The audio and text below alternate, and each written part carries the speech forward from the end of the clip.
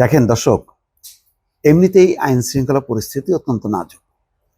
ওসমান হাদির মৃত্যুকে ঘিরে যে তাণ্ডব হয়েছে তাতে নিরাপত্তা ব্যবস্থা বলতে কিচ্ছু নেই, বলা যায় ভেঙে পড়েছে।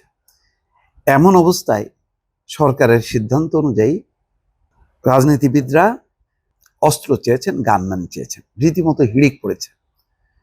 অস্ত্র এবং গানম্যান চাওয়ার হিড়িক পড়ে গেছে রাজনীতিবিদদের মধ্যে।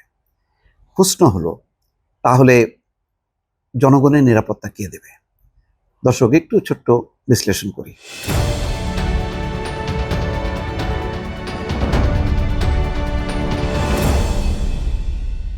আজকের খবরের একটি শিরোনাম হচ্ছে, নিরাপত্তা, অস্ত্র, গানম্যান চেয়েছেন যেসব রাজনীতিবিদ।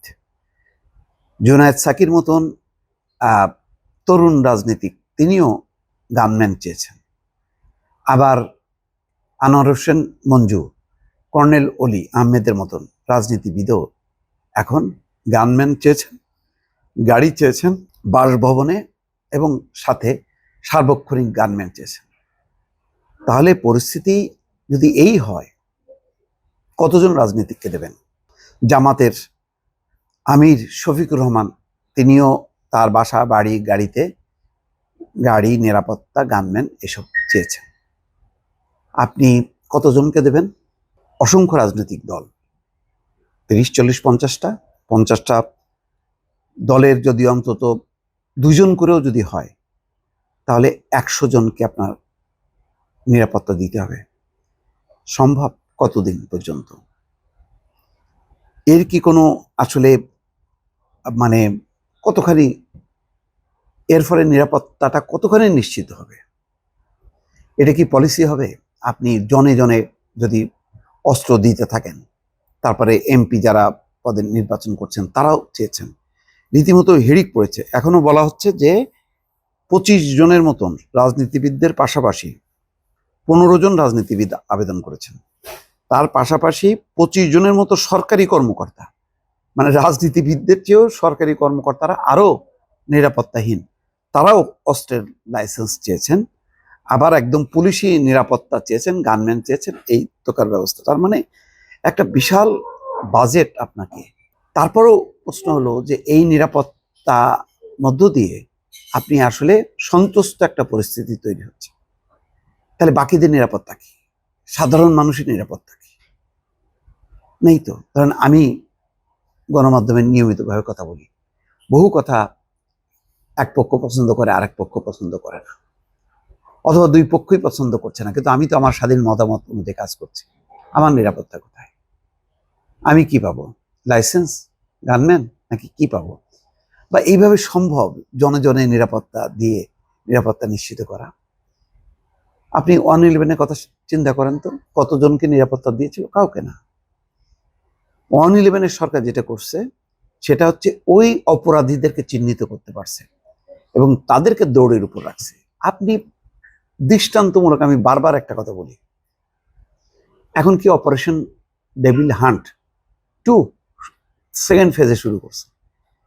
এই সমস্ত ম্যাডামের এ টাইপের কর্মসূচিতে কিচ্ছু হবে না। আপনাকে অ্যাকশন দেখাতে হবে একদম স্পটে। আপনার সেই সুযোগ ছিল।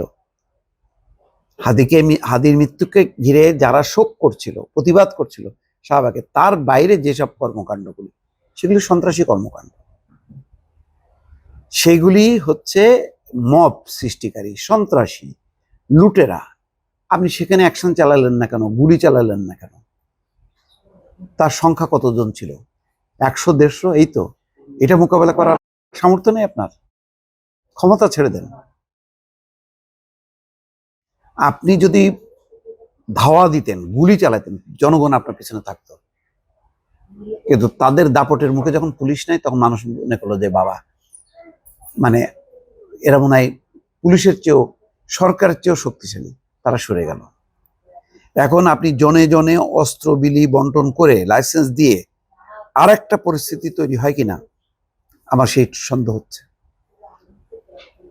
হচ্ছে যে এই জনে জনে অস্ত্র বিতরণ করার মধ্যে দিয়ে, বিশেষ করে নির্বাচনে প্রার্থীদের, আপনি তার ব্যাকগ্রাউন্ড কি, এই অস্ত্র কেউ ব্যবহার করবে কিনা নির্বাচনের সময়, উল্টা বোমেরাং হয় কিনা, আমার যথেষ্ট সন্দেহ হচ্ছে। বরং পলিসিটা উল্টো যদি করা হতো, সারা দেশব্যাপী যদি চিরুনি অভিযান বা Operation Clean Heart, cross fire, বন্দুকযুদ্ধ, এই কর্মসূচিগুলি চালু করা দরকার ছিল। না হলে মবের হাত থেকে রেহাই নেই। কারণ এখন তো শুধু ভবন জ্বালাচ্ছে না, অবকাঠামো জ্বালাচ্ছে না, মানুষকে পুড়িয়ে দিচ্ছে। দীপুচন্দ্র দাসকে পোড়ানোর মতনই ডেইলি স্টারে 30 জন সাংবাদিককে পোড়ানোর চেষ্টা হয়েছে। মাথায় রাখবেন, ঘটনা ঘটেনি বলে মনে হচ্ছে যে দূর কিছু তো হয়নি। যদি হতো আপনি শোক করার মতন মানসিক অবস্থা আপনার থাকতো কিনা, কোথায় পালাবেন, কোথায় লুকাবেন? এই আতঙ্ক ছড়ানোর চেষ্টা করা হয়েছিল, আল্লাহর রহমতে সবাই বেঁচে গেছে। কেউ ছিল না পাশে, পুলিশ ছিল না, সেনাবাহিনী আসছে, তাও সেনাবাহিনীকে ধাক্কা দিয়ে বলতেছে সরে যান, আমরা ঢুকবো। সেখানে আপনি স্পট অ্যাকশন না নিয়ে আপনি এখন অস্ত্র বিলাইতেছেন রাজনীতিবিদ, সরকারি কর্মকর্তাদেরকে। লাভ নেই, এটা একটা ভুল পলিসি এবং এটা বুমেরাং হবে, বলে গেলাম।